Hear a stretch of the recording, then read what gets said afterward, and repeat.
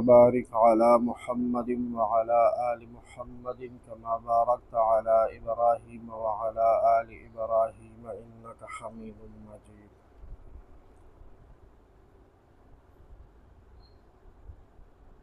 سولہ سو ایک نمبر حدیث شریف دی یوبان شپاړس سوه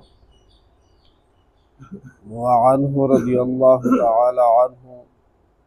دا حدیث هم د مخکې حدیث پشان د سیدنا عبدالله بن عمر رضی الله عنه نه روایت دی. په دې حدیث کې یوه وړه واقعه بیانوي انه مر بفتیان من قریش. عبدالله بن عمر رضی الله عنه د قریشو یو څو ځوانانو د هغوی په خوا کې تېرېدو. مر بفتیان من قریش، د قریشو یو څو ځوانانو د هغوی په خوا کې عبدالله بن عمر رضی الله عنه صحابي تېرېدو. قد نصبوا طیرا، دې ځوانانو یو ژوندی مارغه نشانه جوړ کړی و، نښه یې ترې جوړه کړې وه، ژوندی مارغه یې تړلی و، هغې نه یې نښه جوړه کړې وه، نښه. وهم یرمونه، او دوی هغه په غشو باندې ویشتو. ژوندی مارغه دی صاحبه، یې تړلی دی او په لینده باندې په غشو باندې ولي او دې نه لوبه جوړه کړې ده، جواریم پې کوي. وقد جعلوا لصاحب الطير كل خاطئة من نيلهم، او دی دا خبره د دغه مارغه د مالک سره غوټه کړې ده، تړلې ده، دا خبره یې ورسره غوټه کړې وه. که کوم غشی د دې مارغه نه خطا کېږي نو هغه غشی به د مارغه د مالک وي. بس نصیب خپل 400 غشي بچ شو، هغه به د مالک وي، او چې کله ولګېدو بس لګېدلی به وي. او نښه یې څه شی جوړ کړی دی؟ ژوندی مارغه. فلما رأوا ابن عمر رضی الله عنهما تفرقوا، دې هلکانو چې کله د پیغمبر علیه السلام دا صحابي عبدالله بن عمر رضی الله عنه ولیدو چې زمونږ طرف ته را روان دی، نو دوی خواره واره شوی، څوک یو خوا پټ شو، څوک بل خوا پټ شو. دا کشران چې کله څه لوبه کوي، څه خطا کوي، او څوک مشر وګوري، سپین ږیری وګوري، خو په شرط د دې چې حیاناکې کورنۍ سره تعلق لري دا کشران، دوی بیا د هغه مشر نه حیا کوي، نو یو طرف ته کېږي. مونږ خو به خپل ماشومتوب کې دا حال لیدو، اوس داسې حال لږ کم په سترګو باندې په نظر راځي چې کشران د مشر نه حیا وکړي او یو سیټ ته شي. دې نه بعد به کم حال راځي، کم ماحول به وي د کشرانو د مشرانو. الله پاک د زمونږ او ستاسو په ټولو باندې پردې واچوي، حیا دې مله وساتي. نو دې کشرانو چې عبدالله بن عمر رضی الله عنه صحابي ولیدو، نو خواره واره شو، څوک یو خوا وتښتېدو، څوک بل خوا. نو فقال ابن عمر رضی الله عنهما، عبدالله بن عمر رضی الله عنه ورته مسله وښوله. بیا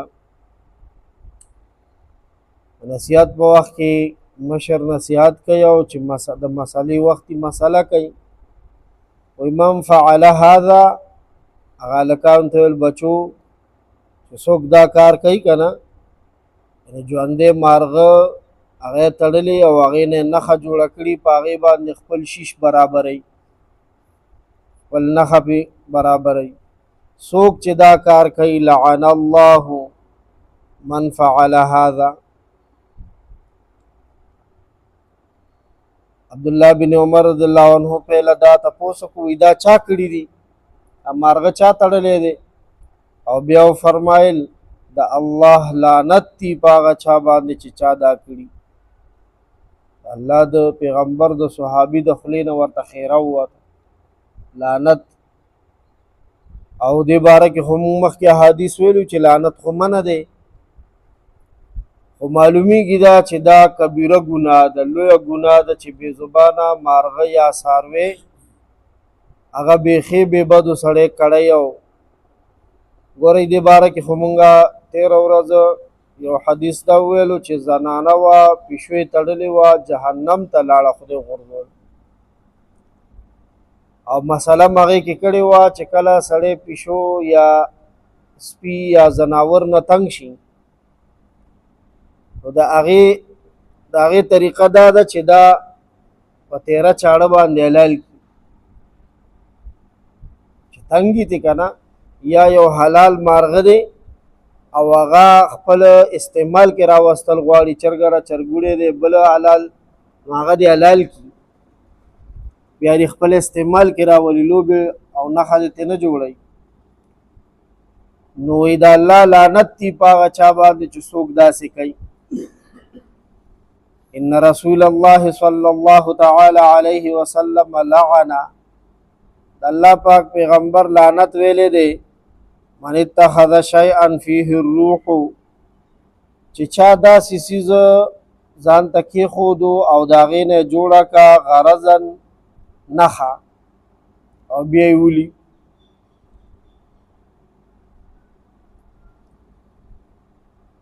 متفق علیه، دا حدیث متفق علیه دی. امام بخاری رحمه الله صحیح بخاری شریف کې، امام مسلم رحمه الله صحیح مسلم شریف کې ذکر کړی دی. امید دی په دې واقعه او خبره به پوه شوي یو. ژوندی مارغه تړلی دی، هغې نه یې نښه جوړه کړې ده، د غشو په لینده باندې ولي.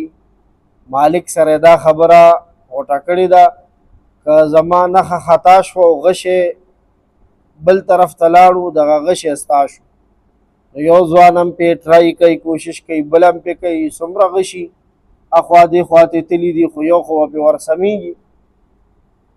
نو بې زبانه مارغه سره چې جاندار وي سا ورکې وي هغه دا شانتې نښه جوړوله دا د لعنت سبب دی. یعنی دته که د لعنت خیري وشي نو دا جایز دي. صحابي ورته د لعنت خیرې کړي دي او نبی علیہ السلام لعنت ویلی دی په داسې کس باندې. او زمونږ دا علما لیکي وایي چې په کومه ګناه باندې پیغمبر علیه السلام لعنت ویلی که نه، وایي دا کبیره ګناه لویه ګناه، داسې ګناه بې توبې نه معاف کېږي. نو ژوند دی تېر ژوند کې ځوانۍ کې هلکوانۍ کې که چا داسې کړي مرغۍ ټینګه کړي بل څه شی او تړلې او هغه ولي په لاس سره یا په لینده باندې یا په چرو په ټوپک یا په بل څیز باندې، د دې نه منع راغلې ده منع. الله پاک د زمونږ او ستاسو د لاسه میږی مزار نه کړي یا ارحم الراحمین. الجلال